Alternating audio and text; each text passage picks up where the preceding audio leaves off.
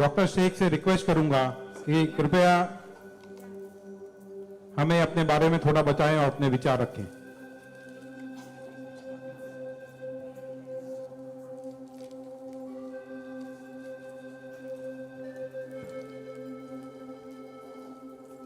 सबसे पहले तो मैं अल्लाह रब्बुल इज़्ज़त की बहुत ज़्यादा शुक्रगुजार हूँ कि उसने मुझे इतनी इज़्ज़त दी और इस मकाम तक पहुँचाया कि मैं अपनी लाइफ के जो फैक्ट्स हैं, जो जर्नी में आपके साथ शेयर कर सकूं। मैं बहुत ज़्यादा शुक्रगुजार हूँ भारत विकास परिषद की प्रेसिडेंट सुनील शाह की, और उससे ज़्यादा शुक्रगुजार हूँ यहाँ पे हमारे प्यारे डॉक्टर अनिल मुरारका सर की, जिनके सपोर्ट की वजह से हम बहुत सारी जगह पे जाते हैं और लोगों को मोटिवेट करते हैं। और जितना डॉक्टर अनिल मुरारका सर एक डिसेबिलिटी को लेकर जितना कंसर्न है, उतना मैंने किसी को नहीं देखा। तो I really thankful for him for that. 2008 मैंने अपना 10th क्लियर किया था। मैंने टॉप किया था पूरे जोगेश्वरी में विथ 92.15% लेकर, और मेरा ख्वाब था कि मैं डॉक्टर बनूं और लोगों को सर्व करूं। मैं मिडिल क्लास से ताल्लुक़ रखती हूँ। मेरे जो अब्बू हैं वो वेजिटेबल वेंडर हैं, तो हमारे घर पे बहुत फाइनेंशियली प्रॉब्लम थी। तो मेरा बस एक ख्वाब था कि मैं डॉक्टर बनूं, लोगों की हेल्प करूं, और उसके लिए मैंने साइंस में एडमिशन लिया। देन 11 साइंस जब मैंने एडमिशन लिया, मेरा कॉलेज बांद्रा में था और मेरा घर जोगेश्वरी में। मैं रोज़ लोकल ट्रेन से ट्रैवल करती थी Jogeshwari to Bandra. 7 October 2008 that was the day जब मैं कॉलेज से घर वापस आ रही थी। मेरे सेमेस्टर चल रहे थे उस वक्त, और सुबह 10 बजे का वक्त था। 10 बजे आप सब लोग मुंबई से बिलोंग करते हैं, सबको पता है लोकल ट्रेन में बहुत रश आर होता है। वो ट्रेन जब अंधेरी से निकली, मैं अपनी सीट से उठी और मुझे नेक्स्ट स्टेशन मेरा जोगेश्वरी था, मुझे वहाँ उतरना था।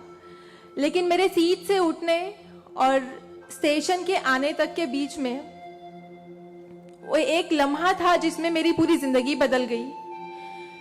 मैं जब सीट से उठी, उसके नेक्स्ट मोमेंट मैंने अपने आप को ट्रेन की पटरियों के नीचे पाया, और जब मेरी आंखें खुली तो वही ट्रेन जिसमें मैं ट्रैवल कर रही थी वो मेरी आंखों के ऊपर से बहुत तेजी से गुजर रही थी। एक लम्हे को लगा कि मैं कोई ख्वाब देख रही हूँ, लेकिन जब ट्रेन पूरी तरह से मेरे पैरों से गुजर गई, मैं वहाँ हेल्पलेस थी। और जब बहुत दूर जाके किसी ने चेन रोकी, वो ट्रेन रुकी, और उस ट्रेन को रुकता हुआ देखकर मुझे एहसास हुआ कि मैं कोई ख्वाब नहीं देख रही हूँ, मैं सच में ट्रेन से गिर चुकी हूँ, और मैंने अपनी दोनों टांगे उस ट्रेन के पहियों के नीचे आ गई है जिसमें मैं ट्रैवल कर रही हूँ। वो पूरी 12 डब्बे की ट्रेन मेरे पहियों से गुजर गई, किसी ने चेन रोकने की हिम्मत नहीं की। और मैं जब वहाँ था और 10-15 मिनट बाद काफ़ी लोग आए, मेरे आसपास खड़े हो गए। मेरे पास सेल फोन नहीं था। मैंने अपनी बैग से उस वक्त डायरी निकाली, मैंने लोगों को फरियाद की, बहुत रिक्वेस्ट की, बहुत रोया वहाँ पर कि मेरे घर पे एक फ़ोन कॉल करके बता दो कि मैं यहाँ पे हेल्पलेस पड़ी हूँ विथ हैवी ब्लीडिंग, मेरे बचने की कोई चांस नहीं है। एटलीस्ट मेरे घर वालों को पता होना चाहिए कि मैं यहाँ पे इस हालत में हूँ, मुझे लावारिस लाश बन के नहीं मरना है।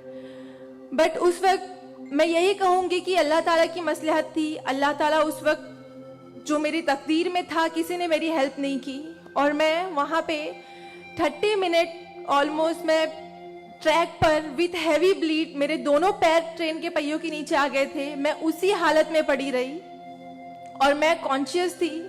मैं बस लोगों के सामने रो रही थी कि मुझे कोई पानी पिला दो, कोई घर वालों को कॉल कर दो, लेकिन किसी ने हेल्प नहीं की।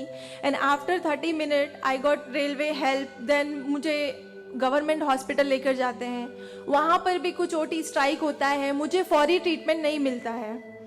एंड देन मेरा एक्सीडेंट सुबह 11 बजे होता है और मुझे 6 बजे जब मेरी फैमिली प्राइवेट हॉस्पिटल लेकर जाती है, then I got a treatment. And उसके बाद 16 साल की थी मैं जब मेरे साथ ये एक्सीडेंट हुआ। आप समझ सकते हैं 16 साल की उम्र में 1 मिनट में मेरे 2 पैर कट गए थे, मैं डिसेबल हो गई थी, मैं हेल्पलेस हो गई थी, मैं खुद से उठ नहीं पा रही थी, ना बैठ पा रही थी, ना एक तरफ से दूसरी जगह मूव हो पा रही थी। मैं मेंटली डिसेबल हो गई थी, फिजिकली डिसेबल हो गई थी और फाइनेंशियली कंडीशन भी काफ़ी वीक थी। वो सारी चीज़ें मेरे दिमाग में चल रही थी और जब लोग मुझे देखने आते थे तो कुछ लोग हमदर्दी में नेगेटिव कमेंट्स भी करते थे कि 16 साल की बच्ची है, 2 पैर खो दिए हैं, सारी जिंदगी माँ बाप के ऊपर बोझ रहेगी, ये जिंदा क्यों है, इससे अच्छा ये मर जाती। ये सारी बातें लोग आके जब मेरे सामने करते तो मेरे जहन में वो सारी बातें चलती कि सीरियसली मुझे अल्लाह ने जिंदा क्यों रखा। जब मुझसे दोनों पैर ही लेने थे 16 साल की उम्र में, मैं खुद से मूव नहीं कर सकती हूँ, मेरी मम्मी को इतना सब कुछ झेलना पड़ रहा है। जिस उम्र में मुझे अम्मी की हेल्प करनी चाहिए उस उम्र में वापस से मम्मी मुझे गोद में उठाकर लेकर जा रही हैं, वापस से मेरी खिदमतें कर रही हैं। तो मेरी जिंदगी का मकसद क्या है? मुझे दोबारा जिंदगी क्यों दी अल्लाह ने? मैं बहुत शिकायतें करती थी अल्लाह से, मैं बहुत रोती थी, लेकिन उस मुश्किल वक्त में मेरे कॉलेज, मेरे स्कूल टीचर्स और बहुत से ऐसे नेक बंदे भी थे जिन्होंने मुझे हौसला दिया। उनमें सबसे पहले मेरी फैमिली आती है, मेरी बड़ी सिस्टर की फैमिली आती है।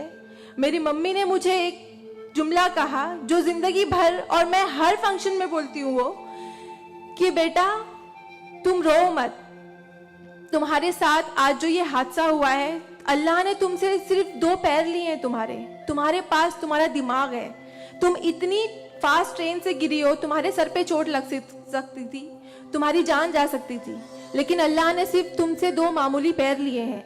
क्या पता फ्यूचर में तुम्हारे लिए बहुत कुछ रखा हो। तब मुझे बातें उनकी समझ नहीं आती थी, लेकिन अल्हम्दुलिल्लाह अल्लाह का लाख लाख शुक्र है कि आज इस मौके पर जब लोग मुझे एज अ इंस्पिरेशन समझते हैं, एक आइडियल करते हैं, तो मुझे समझ में आता है कि मेरी अम्मी सच बोलती थी कि हौसला रखो, सिर्फ 2 टांगे गई है। आज मैं जब अपने प्रोस्थेटिक लेग से चलती हूँ तो वो पता नहीं चलता कि मेरे पास 2 पैर नहीं है, मेरा एक पैर थाइस के पास से नहीं है, दूसरा नी के पास से नहीं है, बट लोगों को ये अंदाजा नहीं होता है। तो बस मेरी अम्मी ने जो एक बात कहा था कि अल्लाह पे यकीन रखो बच्चा, तुम्हारे साथ जो हो रहा है और जो होगा वो सब अल्लाह ने प्लान किया हुआ है, तुम बस हिम्मत मत हारो कभी भी और बस डटे रहो अपने जुनून के पीछे कि तुम्हें डॉक्टर बनना है। तुम्हारी 2 टांगे नहीं तो क्या हुआ, तुम्हारे पास दिमाग है, तुम ज़हीन हो, तुम आगे बढ़ो। और क्या पता तुम आगे लोगों को आइडियलाइज कर, लोग तुम्हें आइडियलाइज करें इस चीज को लेके। मेरे doctor Sanjay Kantharia, orthopaedic surgeon, उन्होंने सबसे ज्यादा सपोर्ट किया इस बात को लेकर कि तू डॉक्टर बन। मैंने अपनी जीने की उम्मीद छोड़ दी थी, डॉक्टर बनने की उम्मीद छोड़ दी थी, लेकिन जब उन्होंने मुझे बताया कि तुम डॉक्टर बन सकती हो, तुम बनो, देन मैंने प्रिपरेशन स्टार्ट की। CET कॉमन एंट्रेंस टेस्ट होता है to getting admission in medical college, मैंने वो क्रैक किया। I got 3rd rank all over Maharashtra in PH quota. And after that मुझे बहुत खुशी हुई कि मैंने 3rd रैंक क्लियर किया है। नाउ